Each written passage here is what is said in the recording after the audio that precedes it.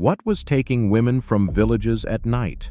3 feet tall, covered in hair, arms that dragged along the ground.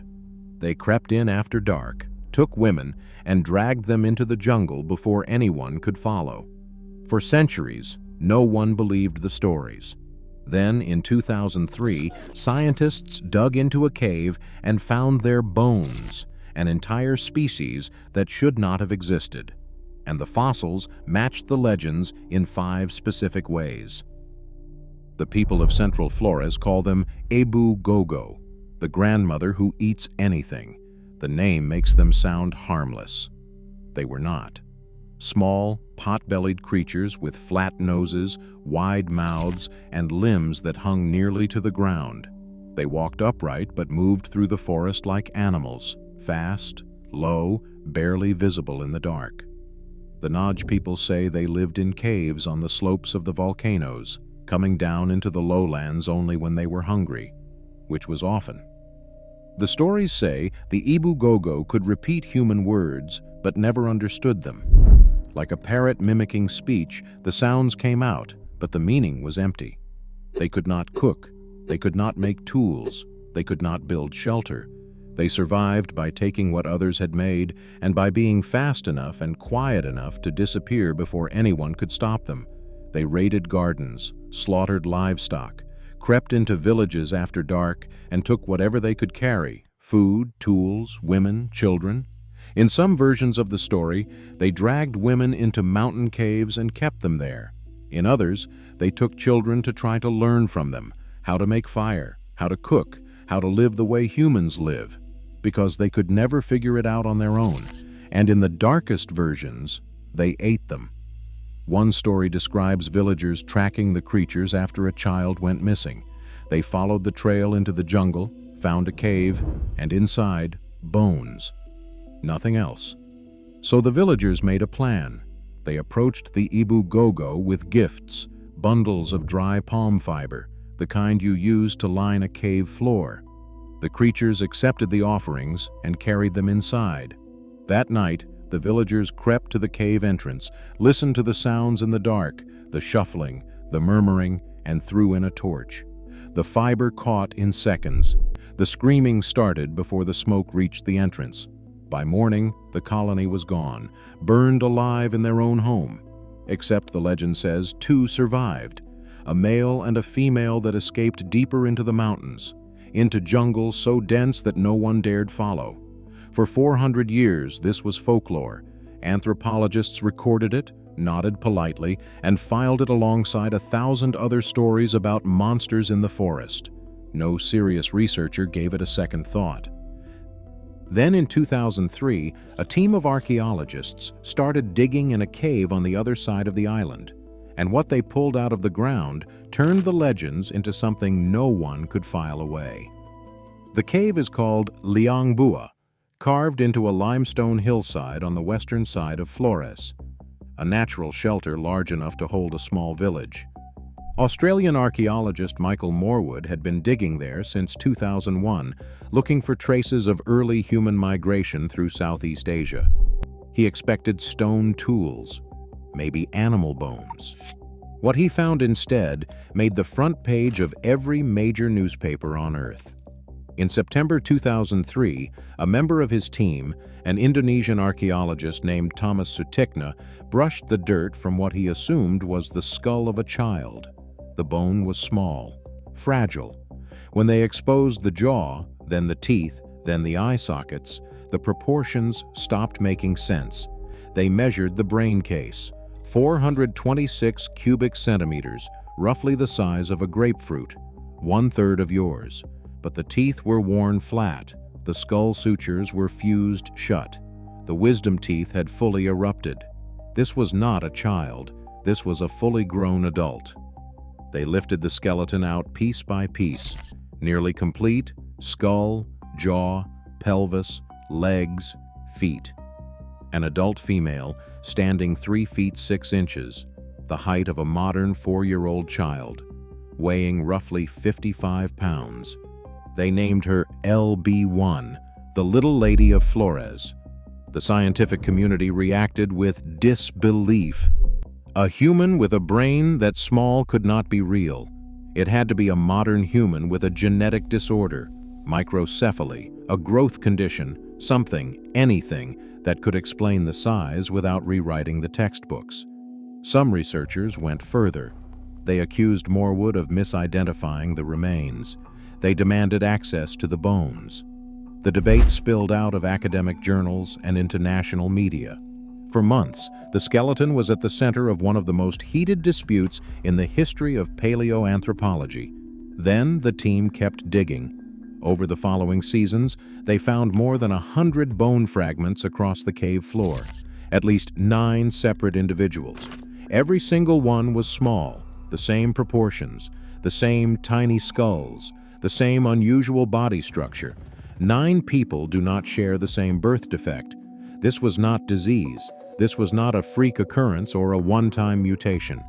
This was a population, a species that had lived on this island for millennia upon millennia, dying and being buried in the same cave, generation after generation, hidden in the sediment until someone finally thought to look. The critics went quiet. Not all of them. Some held out for years, but the weight of the evidence was overwhelming. In 2004, the team published the formal description in the journal Nature. They gave the species a name, Homo floresiensis, the Flores human. The international press had a shorter name, one that stuck immediately and permanently, the Hobbit. But when the team examined the skeleton closely, measured every joint, compared every bone, they realized that calling it a small human was wrong. Floresiensis was not a miniature version of us. The anatomy told a very different story. Start with the feet, because the feet were the first thing that made researchers stop and rethink everything. Her feet were enormous, flat, wide, with no arch whatsoever, proportionally far larger than any human foot has a right to be. If you saw the footprint in mud without seeing the creature that made it, you would guess it belonged to someone twice her height. The scientists could not help the comparison. Even the fictional hobbits had giant feet. Her collarbone was unusually short, pulling her shoulders into a permanent forward hunch. Her arms were long relative to her legs, not the proportions of any modern human, but closer to what you see in great apes. A silhouette that looked more animal than person from a distance. Then came the discovery that changed the conversation completely. Her wrist bones, the small bones between the hand and the forearm, looked nothing like ours. Under magnification, the structure was ancient, not just different from modern humans, different from Homo erectus, different from anything that had walked upright in 2 million years. The closest match was a group of ancestors that lived in Africa over 3 million years ago. The implication hit the research team immediately. Either this species had somehow re-evolved primitive features on the island, which would break every rule of human evolution, or its ancestors had left Africa far earlier than anyone imagined, carrying an ancient body plan that the rest of the human family had abandoned millions of years before we existed. In 2016, a different team working at another site on Flores found jawbone fragments and teeth from even earlier inhabitants. The dating came back at 700,000 years. These fragments were even smaller, suggesting the species had been shrinking on the island for hundreds of millennia while the rest of humanity evolved elsewhere. Now imagine standing across a clearing from her, no higher than your hip, hunched forward, arms hanging past her knees, a face with no chin, a flat nose, and a forehead that slopes straight back from the brow. She watches you the way a primate watches a stranger, alert, cautious, calculating whether you are food or threat. Her ancestors arrived on this island before your species existed. She has been here longer than you can comprehend. This was not a smaller version of us. This was a living relic, an ancient experiment in what a human could be, running in isolation for longer than modern humans have been alive. A body built on a blueprint older than nearly everything else in the fossil record. And here is what broke every model of human intelligence. Because with a cranium smaller than your fist and a body designed before the Stone Age even began, they were hunters. Effective ones. Scattered across the cave floor alongside the bones, the team found stone tools, simple flakes and sharpened edges, small enough to fit perfectly in a hand the size of a child's. Not the refined symmetrical hand axes of older, larger species. Cruder, simpler, but sharp enough to cut hide and slice meat from bone. Next to the tools, bones, thousands of them. Stegodon remains from a dwarf elephant species that stood roughly 4 feet at the shoulder, with cut marks clearly visible where someone had butchered the carcass. Giant rat bones, snapped open to get at the marrow inside. And the remains of Komodo dragons, the largest living lizard on Earth, 10 feet long, with jaws that can bring down a water buffalo.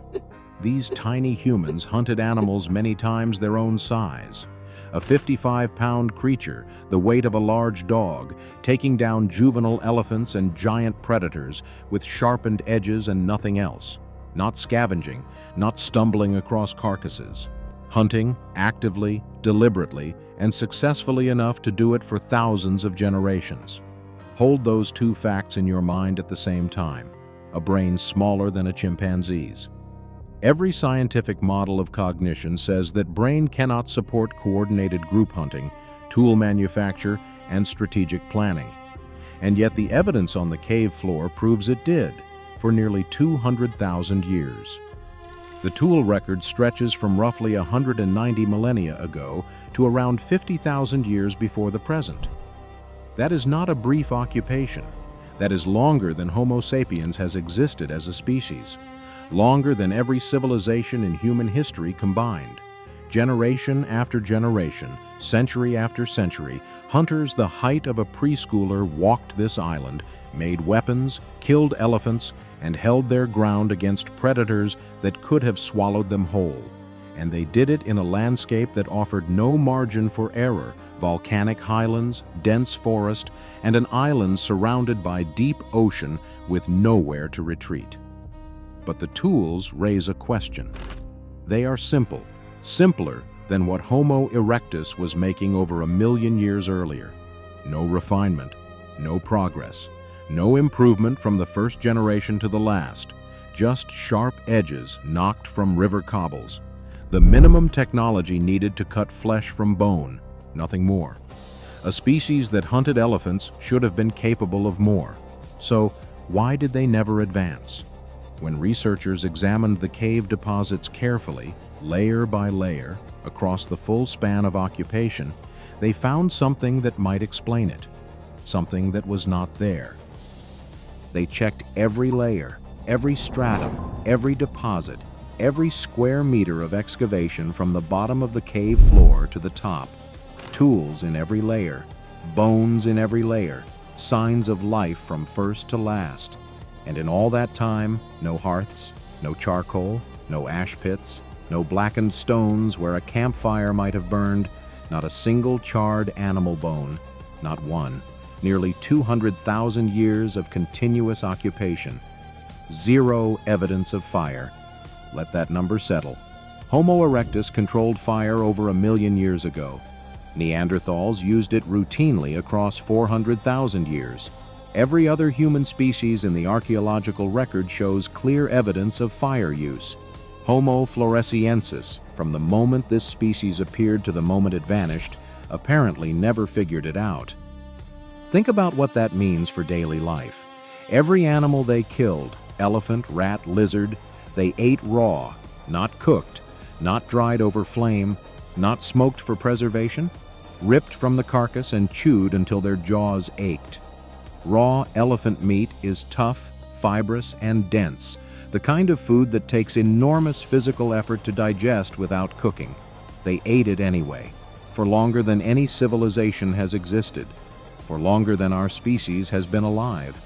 No fire meant no cooked food, no warmth beyond body heat on cold highland nights, no light inside a cave that goes pitch black 20 meters from the entrance. No way to harden spear points, or scare off predators, or sterilize wounds. Every survival advantage that fire provides, they had none of it. Now remember the Ebu Gogo. The villagers did not destroy them with weapons. They did not poison them or trap them or flood their cave. They used fire because, the legend says, the creatures were terrified of it. It was the one thing they could not understand, could not fight, could not survive. Out of every possible weakness a legend could give a monster, the folklore of Flores chose fire. Not sharp blades, not holy water, not sunlight.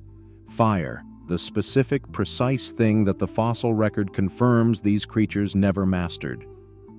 If you are inventing a monster from nothing, you give it a weakness that sounds dramatic. But the Flores legends chose the one weakness that turns out to be scientifically verified. That is either the most remarkable coincidence in the history of folklore, or it is not a coincidence at all. If this is the kind of investigation you follow, the real science behind human origins, not the version anyone simplifies for comfort, subscribe, because this is what this channel was built for. Now, here is where the timeline enters the picture. Because the question hanging over everything, the legends, the bones, the hunting, the fire, comes down to this: when did they disappear? And did they ever share this island with us? The first dating placed the youngest bones at just 12,000 years old, after the Ice Age, after farming, while modern humans already lived on Flores.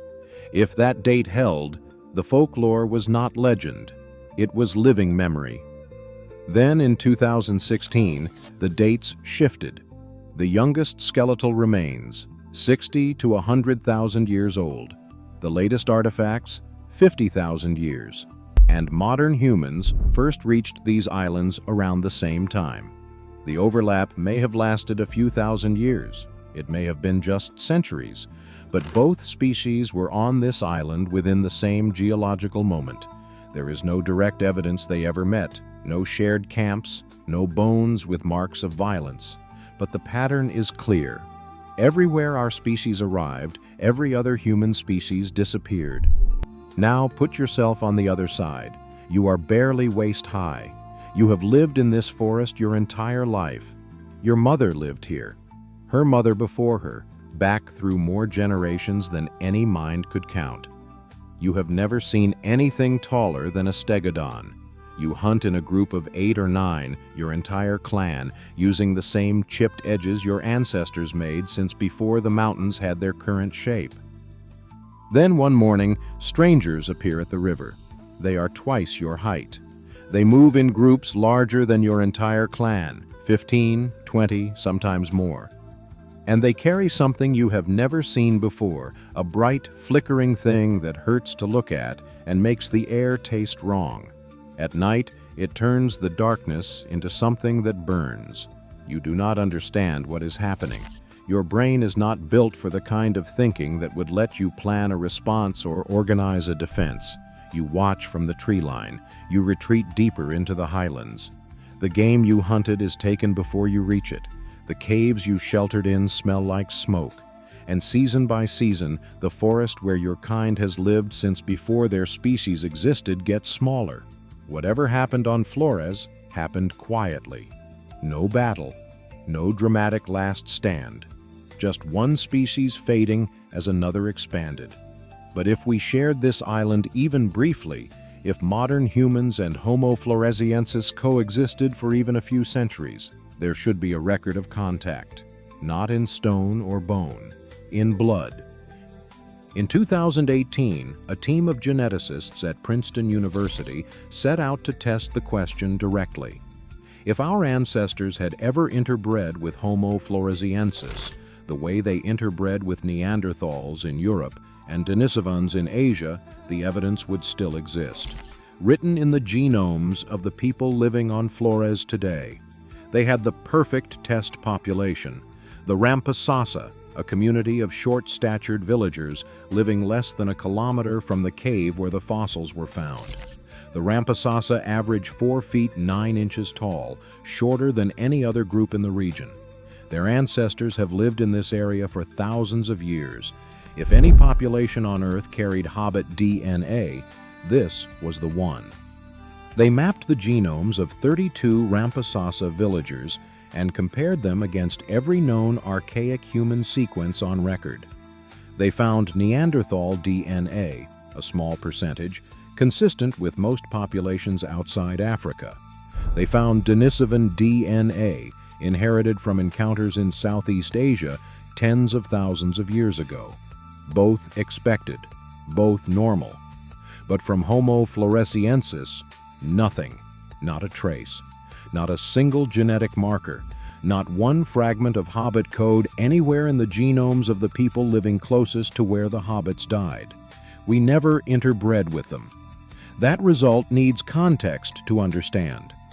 When our ancestors met Neanderthals in Europe, they recognized them as close enough to form families. They had children together, frequently enough that every non-African human alive today carries Neanderthal DNA. When they met Denisovans in Asia, the same thing happened. Different species, different continent, same result. Interbreeding was not an accident. It was a pattern. It was what humans did when they encountered another kind of human. But on Flores, the line was not crossed. Not once. Think about what that tells you. Consider what Floresiensis actually looked like up close. Shorter than your youngest grandchild. Limbs that bent at wrong angles. A skull you could hold in one palm. A face without a chin. A nose that sat flat against the bone. A forehead that sloped straight back. Moving through the forest in a way that was almost human, but not quite. Close enough to recognize as something related to you. Too different to see as one of your own. The Ebu Gogo legends describe exactly this reaction. The creatures are not portrayed as people. They are portrayed as things you can trick, things you can burn. The stories carry no sympathy, no sense that these were fellow humans who happened to live differently. The DNA confirms what the legends always implied. When our ancestors looked at Homo floresiensis, they did not see another kind of human. They saw something else entirely, and they treated it accordingly. Now lay the legends next to the fossils, and watch what happens. The stories say the creatures stood roughly a meter tall. The fossils measure 1 meter 6 centimeters. That is close, but height alone proves nothing. Plenty of myths describe small beings. The stories say their limbs hung toward the ground.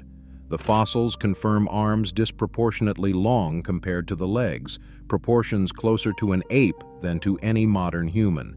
That is harder to dismiss. Long arms are not a standard feature of mythological creatures anywhere in the world.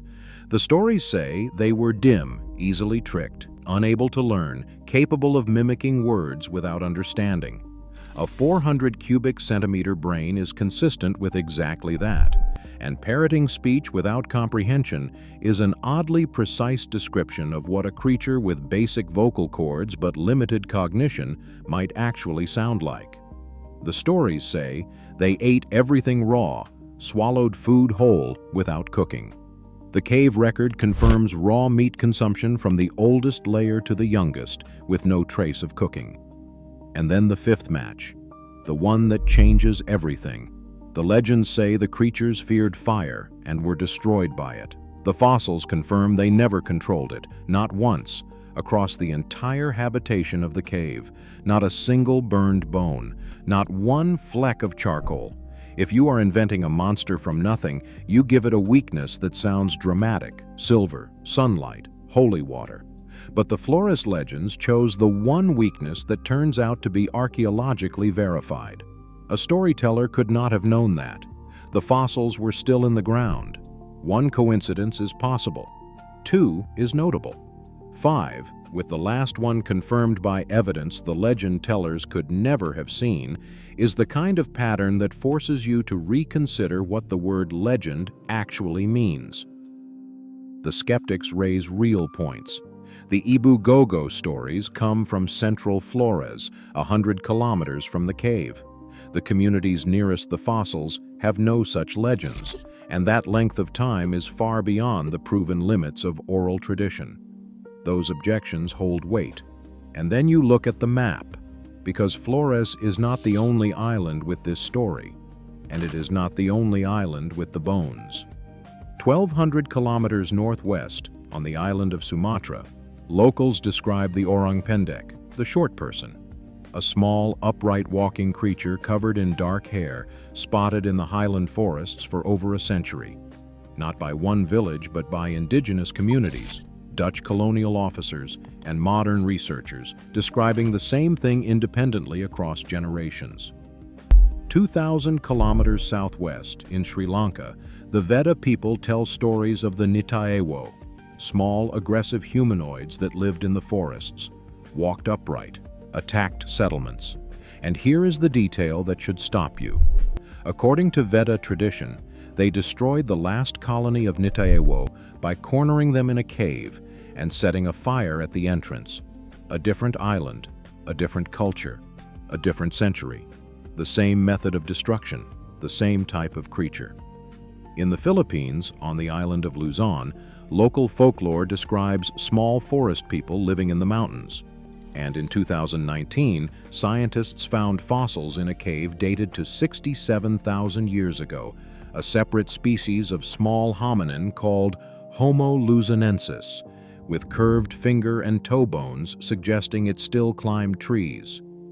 Another island, another tiny human, another species science had never predicted. In Australia, Aboriginal communities across multiple regions describe small, hairy beings who lived in caves and took children. The Tiwi Islanders in the north tell these stories to this day. Their ancestors migrated through the Indonesian archipelago, past the very islands where Floresiensis and Luzonensis lived tens of thousands of years ago. This is not one legend on one island. This is a chain stretching from Sri Lanka to Australia, from Sumatra to the Philippines. And in at least two of those locations, Flores and Luzon, science has confirmed the fossils of exactly the kind of creature the stories describe. The skeptical answer is that humans everywhere invent similar monsters because human fears are universal. Small, hairy, child-stealing forest creatures appear in folklore from Ireland to Japan. The pattern proves nothing. But convergent mythology does not explain the cave burnings. It cannot account for why two cultures separated by 2,000 kilometers describe destroying the same kind of creature in the same specific way, fire at the mouth of a cave. And it falls apart entirely when the physical descriptions match not one, but two confirmed fossil species on two separate islands.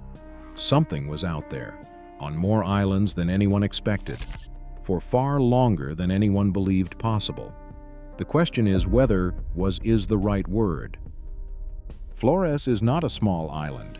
It stretches 360 kilometers from end to end.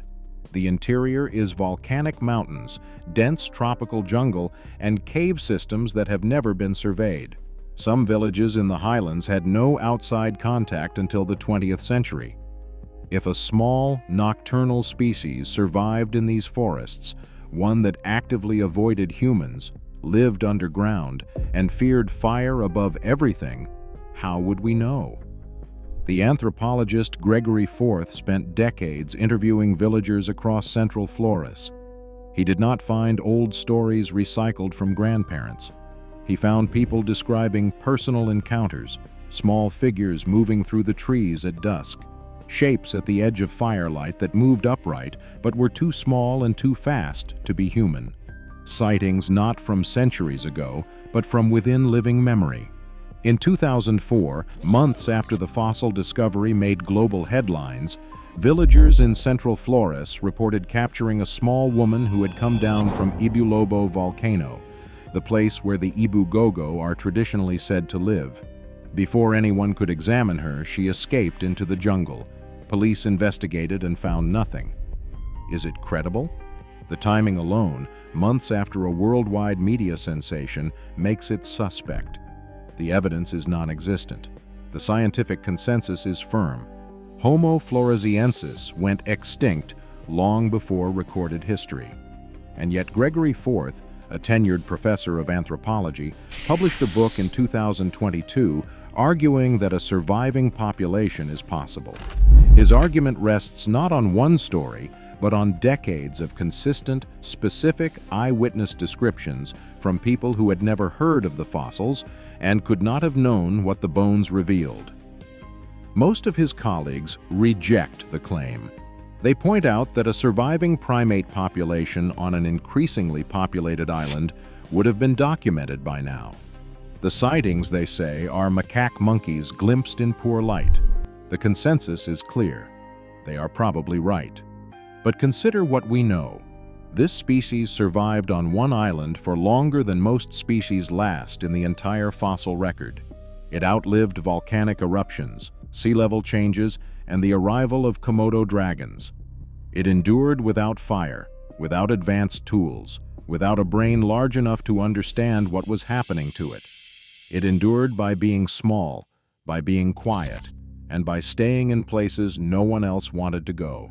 Flores has caves that no human has entered, jungles that no survey has mapped, and a fossil record that already proved one impossible species existed for longer than anyone believed possible before someone finally dug in the right place. Maybe the Ebu Gogo are exactly what science says, an extinct species preserved only in degraded folklore and ancient bone. Or maybe, on an island built from volcanoes and wrapped in forest so dense that sunlight never reaches the ground, something ancient is still watching from the dark, the way it has watched since before our kind existed. And if it is still out there, it still does not know what fire is. If you want the full story of the species that left no bones, no tools, and no trace except its DNA running through your blood, that story is right here. Link is on screen.